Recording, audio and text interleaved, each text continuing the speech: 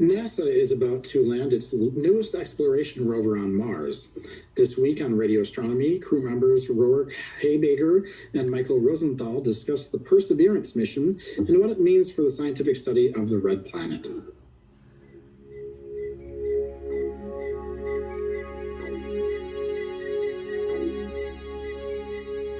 Mark Watney is about to get a new friend on Mars, and its name is Perseverance. Following in the footsteps of Spirit, Opportunity, and Curiosity, this is NASA's newest Mars Rover mission. I'm Roark Habegger. And I'm Michael Rosenthal. Welcome to Radio Astronomy, a collaboration between UW-Madison's Astronomy Department and Madison's local station, WORT 89.9. If you haven't read or seen The Martian, the book by Andy Weir, or the 2015 film, you are missing out on a chance to see a great depiction of Mars. As our neighbor, Mars has long been seen as a frontier in space travel.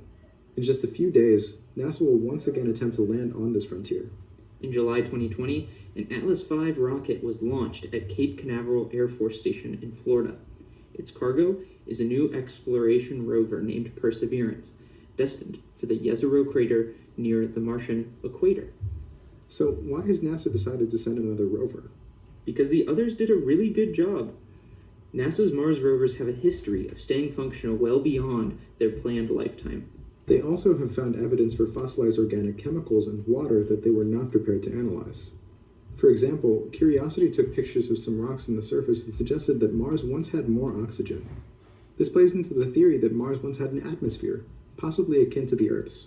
Unlike Earth, Mars doesn't have a protective magnetic field, and that allowed the solar wind to progressively strip away most of its atmosphere. But that ancient atmosphere could once have allowed liquid water to form by moderating the temperature of the surface of Mars. So, where has that water gone? It might still be there.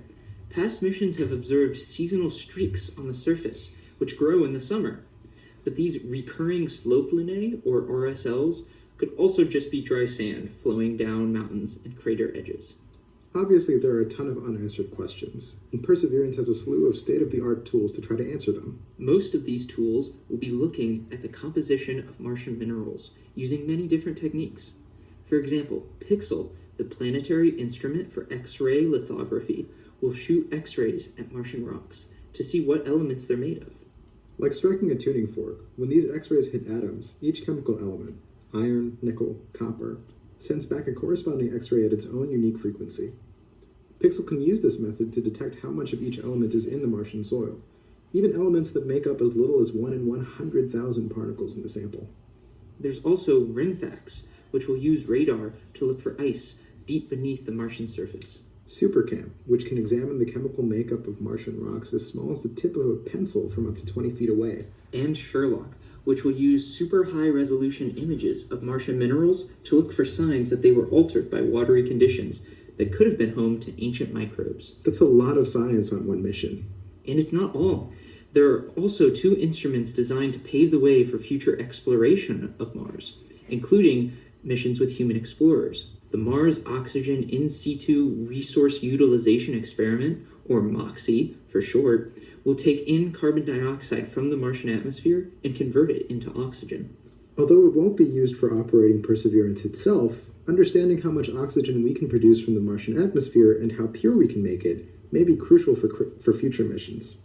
In addition to needing it to breathe, astronauts on Mars will need fuel to make it home.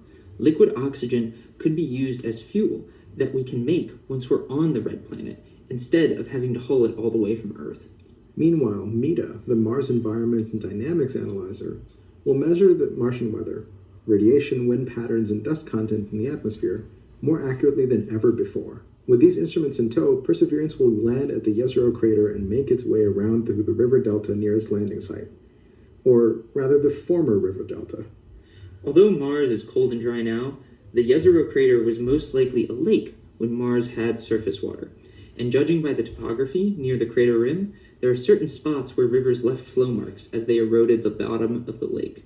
By picking this crater, NASA has put the Perseverance rover in a metaphorical museum of Mars.